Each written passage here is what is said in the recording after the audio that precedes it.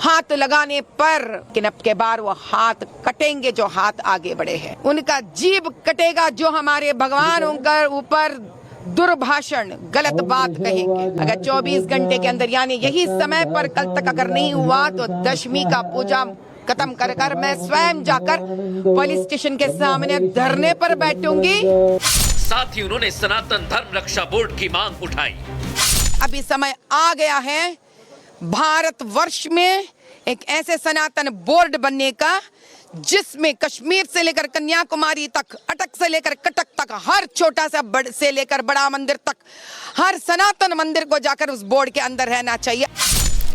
ये तो साफ है कि हिंदुओं की भावनाओं को आहत करने के लिए ही इस घटना को अंजाम दिया गया। कट्टरपंथी लगातार सनातन को टारगेट कर रहे हैं, इसलिए सनातन धर्म रक्षा बोर्ड की मांग अब तेज हो गई है। दर्शकों, ये कोई पहली बार नहीं है जब ओवैसी के सांसद रहते हुए हैदराबाद में मंदिर और हिंदू देवी देवताओं को निशाने पर लिया गया। इससे पहले भी हैदराबाद में हिंदुओं की भावनाओं को तार तार किया गया है। और दर्शकों, जब हम किसी भी खबर का एक्सरे करते हैं तो उसकी एक एक डिटेल आपके सामने रखते हैं। और अब मैं आपको हैदराबाद का इतिहास बताता हूं कि आखिर हुआ क्या क्या है। और इस पर अब असदुद्दीन ओवैसी तो चुप हैं, लेकिन माधवी लता ने आवाज बुलंद कर दी है। पहले जान लीजिए, 26 अगस्त को रक्षापुरम इलाके में भूलक्ष्मी मंदिर को निशाना बनाया गया। रात के समय कुछ लोगों ने मंदिर में मौजूद मूर्ति को खंडित कर दिया दर्शकों, जबकि मंदिर से पुलिस स्टेशन मात्र 450 फीट की दूरी पर है। बड़ी संख्या में लोग रात में मंदिर के अंदर जमा हो गए, मूर्ति खंडन करने का गुस्सा जाहिर किया। लोगों ने काफी देर तक नारेबाजी की दर्शकों। बीजेपी नेता माधवी लता प्रदर्शन में शामिल हुई और असदुद्दीन ओवैसी से सवाल पूछे। अब इस मामले में पुलिस ने 2 लोगों को गिरफ्तार किया है। लेकिन आप सोचिए दर्शकों, 5 सालों में इस मंदिर पर 5 बार हमला हुआ है। यह महज इत्तेफाक नहीं है। 2 साल पहले विनायक मंडपम में हमला किया गया था दर्शकों, और फिर से यह हमला किया जा रहा है। लेकिन आप सोचिए, क्या असदुद्दीन ओवैसी इस पर ध्यान नहीं लगा रहे हैं, इस पर कुछ नहीं बोलेंगे? क्योंकि हिंदुओं के खिलाफ आए दिन साजिश हो रही है और साजिश को तोड़ने का बीड़ा उठा लिया है अब केंद्रीय मंत्री गिरिराज सिंह ने। वो हिंदुओं को जगाने के लिए 18 अक्टूबर से, आपको बता रहा हूं, हिंदू स्वाभिमान यात्रा निकालने वाले हैं दर्शकों। पीएम मोदी और सीएम योगी की तरह गिरिराज सिंह भी साफ साफ संदेश दे रहे हैं कि अगर बटेंगे तो कटेंगे। साथ ही गिरिराज सिंह यह भी कह रहे हैं कि हिंदू त्योहारों पर पत्थर चलते तो आपने देखा होगा, लेकिन क्या कभी सुना है हिंदुओं ने किसी और के धार्मिक स्थल पर या फिर धार्मिक यात्रा पर पत्थर चलाए हैं? आपने सुना है क्या? नहीं सुना तो गिरिराज सिंह जो कह रहे हैं उसे ध्यान से सुनिए। हमारे पूर्वजों की भूल हुई कि बंटवारे के समय अगर टोटल मुसलमान चला गया होता पाकिस्तान, तो आज हमारी ये दुर्दशा नहीं होती कि रामनवमी के जुलूस में भी हमें पत्थर खाना पड़ता, चाहे बिहार का बिहार शरीफ हो, चाहे दिल्ली हो, चाहे सावन के कांवड़ यात्रा में। ये दृश्य आखिर क्यों? हमने तो कभी तजिया पर एक पत्थर नहीं फेंका। हम उसी लिए संगठित हिंदू, सशक्त हिंदू, बटोगे तो कटोगे, यही संवाद करने जा रहे हैं। सुना आपने? एक तरफ भारत में ही नफरती गैंग एक्टिव है दर्शकों, तो दूसरी तरफ बांग्लादेश में हिंदू विरोधी गतिविधियां बढ़ गई हैं। और ऐसा लग रहा है कि वहां की सोच यहां आ गई है भारत में। मंदिरों में तोड़फोड़ वहां होती है दर्शकों, हिंदुओं पर हमले होते हैं।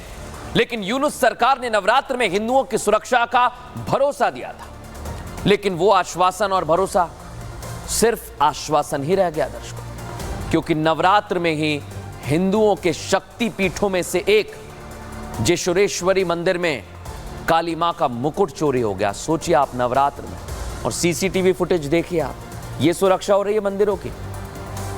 यानी बंगाल सरकार, बांग्लादेश सरकार, माफ कीजिएगा, सिर्फ दिखावा कर रही है। इसका सीसीटीवी फुटेज आप देखिए। तस्वीरों में एक शख्स मंदिर में आता है, इधर उधर देखता है और फिर धीरे से माता के मंदिर से मुकुट निकाल लेता है। इसके बाद मुकुट को अपनी टी शर्ट के अंदर छिपाता है ये देखिए आप, और मंदिर के पुजारी के मुताबिक दोपहर 2 बजे जैसे ही वो मंदिर में सफाई करने के लिए पहुंचे तो मुकुट गायब था। ये सुरक्षा हो रही है। लेकिन बांग्लादेश में नवरात्र में महापाप हुआ है दर्शकों। बांग्लादेश की धरती पर भी कई शक्तिपीठ हैं, आपको पता है। बांग्लादेश के सतखीरा में जेशोरेश्वरी मंदिर है और 51 शक्तिपीठों में से एक है ये शक्तिपीठ। 27 मार्च 2021 को पीएम जेशोरेश्वरी मंदिर पहुंचे थे। पीएम मोदी ने मंदिर में मुकुट रखा था। प्रतीकात्मक इशारे के तौर पर मुकुट को रखा गया था। लेकिन अब सोचिए आप, वहां पर ही चोरी हो जाती है। अब मुकुट चोरी होने के बाद से भारत ने इसका कड़ा विरोध जताया। दर्शकों, जताना भी चाहिए। भारत ने बांग्लादेश सरकार से जल्द एक्शन की बात कही है। और देखिए जरा, मां काली का मुकुट क्या वापस मिलेगा, अब सवाल ये, क्योंकि मुकुट चोरी पर भारत ने जांच की भी मांग उठाई है। भारतीय उच्चायोग ने मुकुट चोरी पर बयान भी जारी किया। मुकुट वापस लाने के लिए कार्रवाई की मांग की है और कहा है कि दोषियों के खिलाफ जल्द से जल्द कार्रवाई की जाए। यानी भारत में अब भी फिक्र की जा रही है। लेकिन किस तरह से, अभी जो तस्वीर आपको मैंने दिखाई बांग्लादेश में, वो क्या ठीक होगी, ये सवाल बना हुआ है। अब खबरों में आगे बढ़ेंगे और एक और खबर आज आपको दिखाने वाला हूं। आज अखिलेश यादव सड़कों पर उतर आए और इधर योगी आदित्यनाथ पूजा में व्यस्त हैं। लेकिन उत्तर प्रदेश में एक बहुत बड़ा बवाल हो गया दर्शकों आज, और आज वही खबर मैं आपको बताने वाला हूं, क्योंकि यह बवाल अब आगे तक जाएगा, क्योंकि यूपी में चुनाव है दर्शकों। उत्तर प्रदेश की उस खबर की मैं बात करने जा रहा हूं जो दिन भर से सुर्खियों में रही है। सुनिए आप भी। जयप्रकाश जयंती के मौके पर लखनऊ की तस्वीर पहले देख लीजिए। यूपी पुलिस और समाजवादी पार्टी के बीच अखाड़ा बन गया लखनऊ। अखिलेश यादव जेपीएनआईसी में जाकर जयप्रकाश की मूर्ति पर माल्यार्पण करना चाहते थे, लेकिन यूपी पुलिस ने निर्माण कार्य जारी होने और सुरक्षा का हवाला देते हुए जाने से रोक दिया। उसके बाद क्या हुआ देखिए। बैरिकेडिंग की गई थी, टीन शेड से गेट को ब्लॉक कर दिया गया था। पुलिस कर्मियों से काफी गहमा गहमी चली वहां पर, और आखिरकार अखिलेश यादव ने अपने आवास के बाहर ही जेपी नारायण की मूर्ति पर माल्यार्पण किया और उन्हें श्रद्धांजलि दी। यानी एक तरफ सपा नेता सड़क पर जेपी नारायण की मूर्ति पर माल्यार्पण करने के लिए बवाल काट रहे थे, तो उधर